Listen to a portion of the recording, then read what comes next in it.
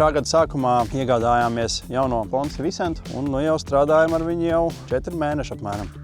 Jā, izsvērām citus brendus, apskatījāmies, kāds laiks pagāja, kamēr izvēlējāmies visu, bet saliekot visus plusiņus, nostājāmies par labu tomēr Ponce, jo pirmkārt jau servis un pieejamība un attieksme no servisa puses visas tas viss nostājās par labu, jo nekad ar iepriekš, cik mums iepriekš ir bijuši 5 gadus vispār ir Ponce bijusi un nekad nav bijusi problēma, kad kāds no meistariem pasaka, es nezinu vai nemāku vai nevaru, tev atbildēt.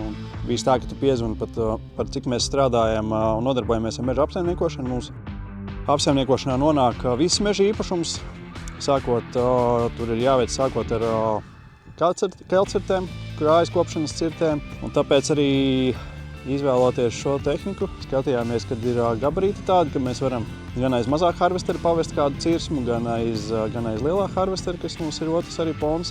Tad viņš tās universālāks, neapbružā kokus kopšanas cirtēs un var arī tiešām tādas 20-30 gadīgas jaunaudzes arī izvest ārā. Tāds vispusīgs tas treka traktors ir. Un vēl kas ir degvielas patēriņš, tas ir ievērojami mazāks zem litra uz kubikmetru, ko mēs esam pagaidām iztestējuši. Un vēl kas bija, ko Gins minēja, kad plānojām iegādāties šo tehniku par vidus savienojumu pastiprināšanu.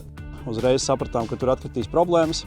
Un domājot par operatoru ērtībām, aktīvā kabīna, un tā ir ļoti, ļoti svarīga. Arī pašam pabraucot līdz operatoriem, tur izteikti jūt, ka tev neizdauzās viss ārā pa to kabīnu, pa tiem celmiem braucot. Ļoti labi noamortizē.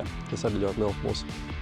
Pa kopšanām viņu forši manevrēt caur kopšanām ir. Nav tā kā lielo Ponce Buffalo, ka bija jāgrozās un tādā garā.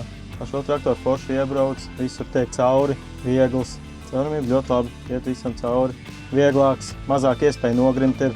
Un labi manipulators, aktīvi krēns man patīk ar to, ka viņš ir ātrs, atsaucīgs uz visām kustībām. Dators forši daudz ko var redzēt, visu kubatūru var redzēt, cik es dienas beigās izvedis.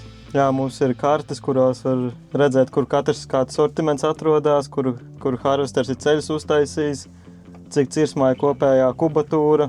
Naktī apgaismojums ļoti labs ir, gaismas ļoti labas. Baltika Agro ļoti atsaucīgi džeki ir, kuros jautājumos uzvanīja Nikolasam vai kuram no Baltika Agro atbildēs, palīdzēs, pieslēgsies pie datora. Viss sakārtos.